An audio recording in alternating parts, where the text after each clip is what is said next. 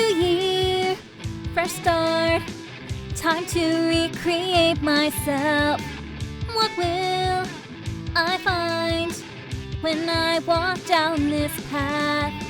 New friends, new goals, new challenges to be met. I will meet them and I am going to succeed. New year, fresh start, it's time for self-discovery. Episode 18. Stand or Flee. It was strange walking around town during the day during normal school hours. But then again, this wasn't a typical sort of week. In accordance to Arceados Academy's tradition, the students were given a week off so they could prepare for their semester final exams. This also allowed for the teachers to work on their exams as well.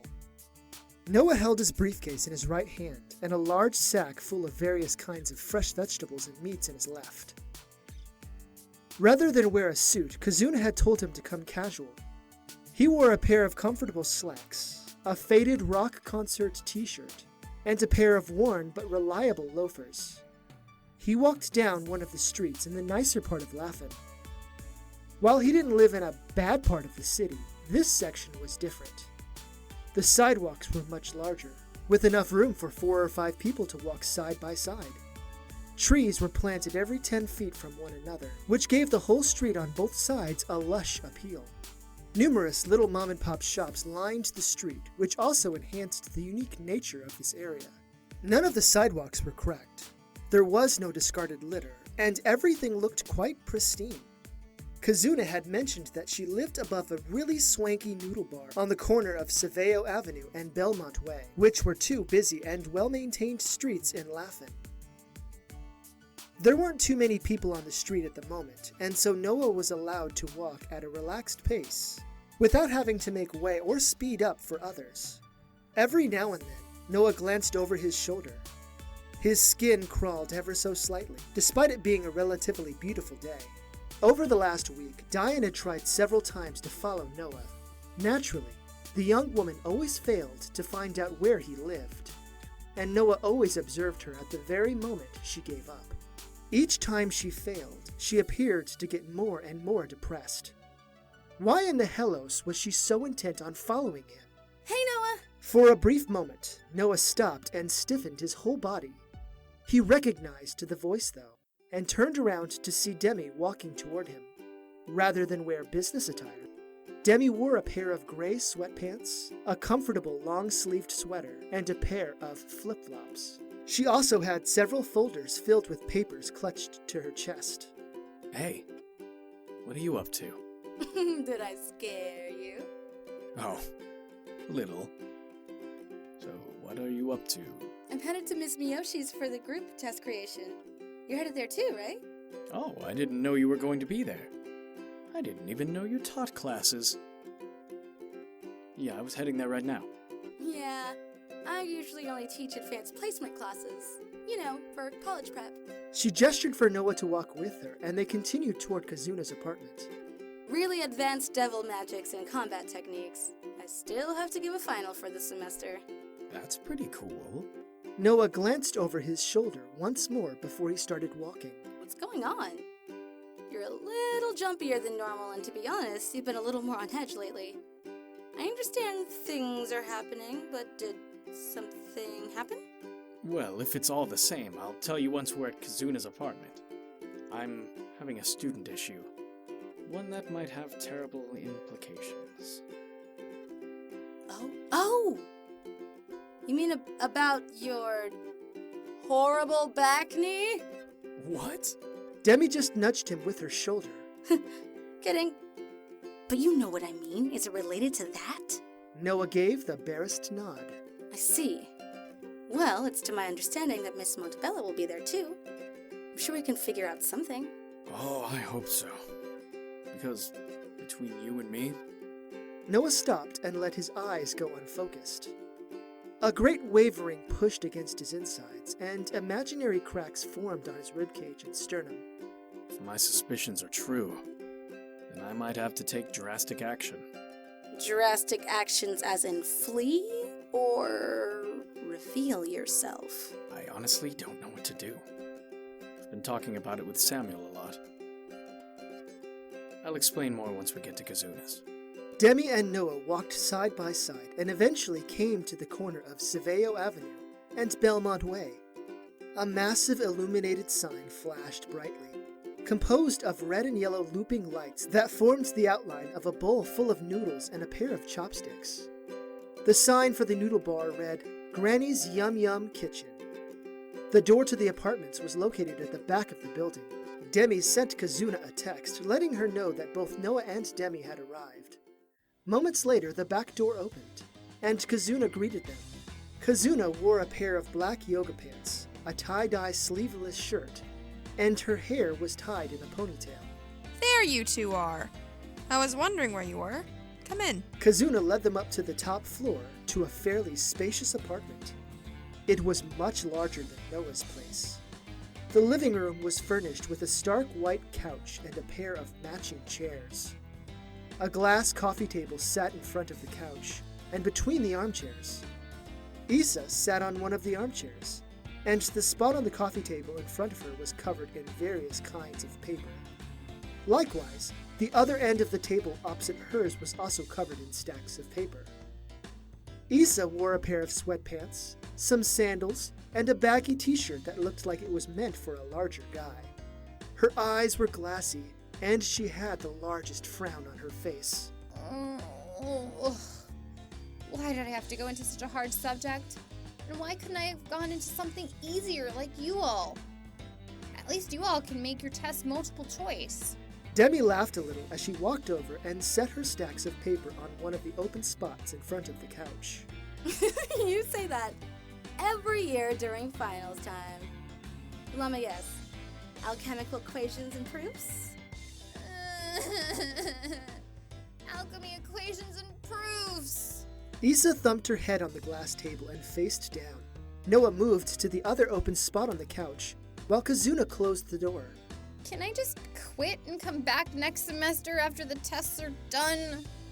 Yeah, you say that every year too. No.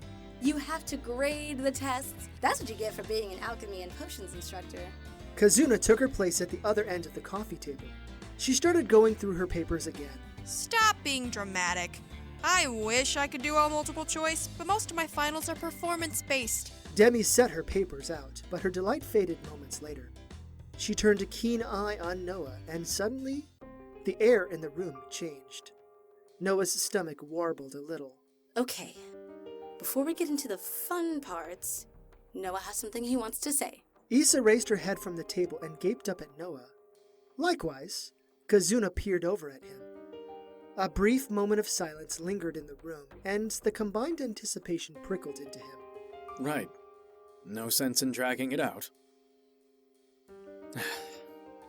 I had a weird incident with a student, and it's been bothering me.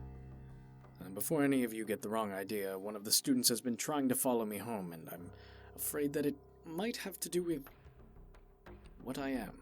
Who's the student? Her name is Diana Scontis, and she's in my homeroom. She transferred to the school earlier in the semester, and for the most part, she's been pretty quiet. Is it possible it's just a crush? How are you so certain it's about that? Well, on the first day I noticed her following me. I hid behind a dumpster and waited to see if she was actually following me, or just going in the same direction by coincidence. Well, I overheard her talking to someone on a cell phone, and it sounded like she was tasked with finding me. Oh. Yeah. Demi sat back against the couch, and she stared off into space for a moment. I have her in one of my classes too. She is really quiet, but she seems to get along with Pseudo Gaizo and Kachina El Amen. I usually see them hanging out, even outside of school. Well, here's another strange thing. On the same day when I noticed her following me, she came up to me during lunch and asked me about why I knew Helosian languages. Doesn't like Helosians at all. Seto being an exception. A burst of ire ignited in Kazuna's eyes, and she leaned in a little closer to Noah. Is that a fact? Is she a purist? That's the thing. When I scolded her about having purist ideologies, she sounded like she didn't know what a purist was.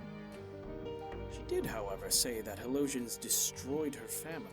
Destroyed? She actually used that term? Yeah. When I spoke to her, I sensed a strong conviction of hate, and also a great deal of pain. After speaking to Samuel, we came to one conclusion. No one said anything, and Kazuna and Issa just looked at Noah wonderingly, perhaps waiting to see if he was going to divulge what that conclusion was. Demi, on the other hand, kept her attention averted. Wait. Could she be like you? Maybe. Most likely. We would have felt her if she would. She has a ring like you, doesn't she? Noah simply nodded. Kazuna smacked the flat of the glass table with her opened palm, and she glared at Noah. How many of those fucking rings did you make? Halos Cruz, you're ridiculous. Noah held up his hands and gave Kazuna a goofy kind of smile. I didn't make them. In fact, I only made this ring once I arrived in this world via that magical bead. I'm not the only angelic artificer with the words of creation, you know. All I know is that Diane is a little strange. She's not at all like the other mage bloods at the school. Mrs. Scontis put in her transfer to our school several days after your first revelation. I didn't think anything of it because transfer students are such an unusual thing. However, if she is an angel, then Heavenos could have identified the school as a possible site for where you'd be. Not only that, but processing a student's transfer takes a little time, and the period overlapped with the Wizard Moon dance. Noah winced, and he crossed his arms over his chest. A violent urge to throw up nearly overtook him. Kazuna's expression also darkened, and she stared off to the side. I'm pretty sure that strange teacher that you identified at the beach wasn't at the Essence Ball home game. She has such striking features that I would have remembered seeing someone like her. Then again, I was so distraught over that Caputin bastard that I might have misremembered it. No, you're right. She wasn't there. Because I would have noticed her. It feels like the jaws of destiny are clenching around my neck. Kazuna winced, and she placed her hand on Noah's. Her eyes radiated softly, and she also let out a sigh. Listen. Maybe you should run. Noah glanced back up at Kazuna. He opened his mouth to speak, but his words faltered. Demi reached over and placed her hand on Noah's shoulder. No one would blame you if you did. Nor would we judge you. Certainly not any of us, and definitely not the headmistress either. I agree with them. You don't deserve to be punished for doing the right thing. If you run, we'll support you and make sure that no one knows where you've gone. Both Kazuna and Demi nodded in agreement. Noah winced again. I don't think it's just about punishment. I think Heavenos, or rather, Arcadian is looking for me because I have something. Something that could most likely assure a victory for Heavenos over Helos. Demi's and Issa's eyes opened wide, but Kazuna's didn't. She leaned back in her chair, but she watched Noah determinedly. Noah reached into his shirt and pulled out the key that hung around his neck. What's that? This is a very special key. One that unlocks the door to my top secret vault. Fucking Helos! Arcadian is trying to get his hands on the Pathandriel, isn't he? What's the Pathandriel? Noah averted his eyes, and tears welled in the bottom of his irises. Demi gave his shoulder an affectionate squeeze. We're not going to get mad at you. Those were dark times for us all. It's an artifact you made, isn't it? A few tears dropped on the glass coffee table, and Noah nodded. What does it do, this Pathandriel? It's the most powerful and most fucked up artifact that I have ever created. To this day, I don't know why I made it, but I did. You are right. Those were dark times. The Pathandriel has the power to rewrite reality. Arcadian would harness its power to erase Helos completely. No one said anything. and the three women just gazed at Noah with troubled stares. After a moment, Issa placed her hand on top of Kazuna's, which was already on Noah's. Within a second, Demi's rested on Issa's. I'm sure I speak for the rest of us when I say we support whatever decision you make. Noah reviewed each of them in turn, and then he averted his eyes. I can't run. Vernot would scourge the school in retaliation. I have to stand up and fight. I have to face this. It's funny.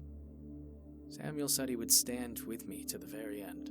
So will we. Both Issa and Demi agreed as well.